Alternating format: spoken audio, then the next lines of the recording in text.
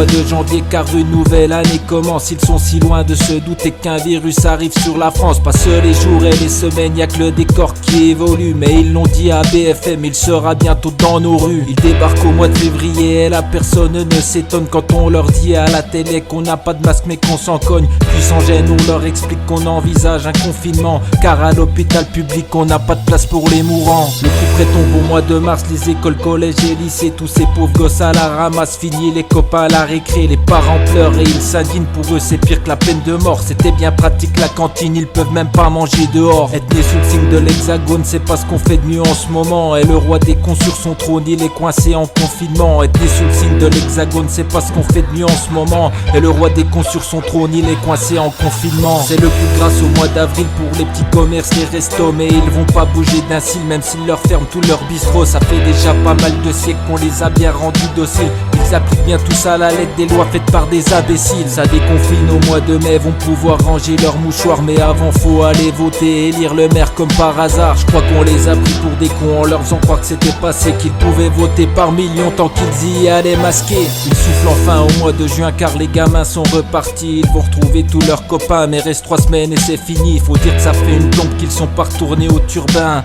Internet y a pas chez tout le monde et puis chez moi ça marche pas bien. Être né sous le signe de l'hexagone c'est pas la gloire en vérité. Mais y a pas que chez nous que c'est la zone, c'est pas mieux chez les Portugais. Être né sous le signe de l'hexagone c'est pas la gloire en vérité. Mais y a pas que chez nous que c'est la zone, c'est pas mieux chez les Portugais. Ils sont contents au mois de juillet, on a trouvé la solution. Suffit de tous sortir masqués pour limiter la contagion. Je croyais que c'était pas nécessaire, ils nous l'ont encore mis dans le fion. Ce qu'ils nous racontaient hier sont que des contre-indications. Au mois d'août c'est la liberté, vont pouvoir quitter leur cuisine sur les plages, se contaminer avant qu'on ne les reconfine. Vont pouvoir partir en vacances à condition de rester sages. Mais ils ne sentent pas cette présence, le corona dans leur sillage. En septembre retour à l'usine après un peu de liberté. Ils ont peur qu'on les reconfine, ils commencent un peu à gueuler. Tous ces médecins qui la ramènent, je crois qu'ils nous disent que des conneries. Y'en a pas un qui dit pareil que des tocards et je suis poli. Être né sous le signe de l'hexagone c'est vraiment pas une sinecure. Ça sent pas bon pour l'automne, la deuxième vague sera plus dure. Être né sous le signe de l'hexagone c'est vraiment pas une sinecure. Ça sent pas bon pour l'automne, la deuxième vague sera plus dure. Ils font la gueule au mois d'octobre, ils ont refermé tous les bistrots. C'est pas facile de rester sobre, enfermé devant les infos. Ils sont tous partis à la mer et ils se sont tous mélangés.